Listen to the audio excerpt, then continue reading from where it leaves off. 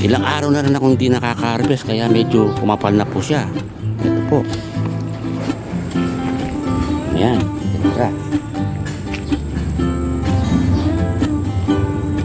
Yung doon na silungan, pag nasisilungan pa lang masyado, payat. Katulad dito. Ito, naaarawan siya.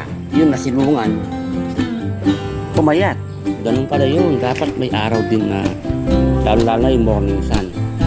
O sige po, mag-harvest na tayo.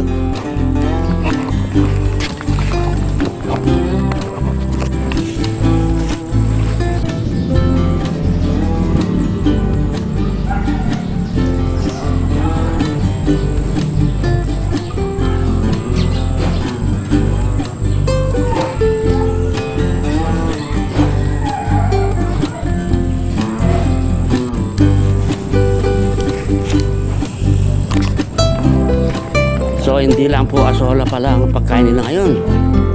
Haluan din natin. May dala din ako sa kanilang Madre de Agua. Ito po.